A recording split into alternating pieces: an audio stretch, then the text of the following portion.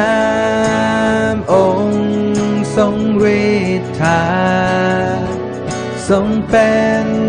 ราชานิรันดร์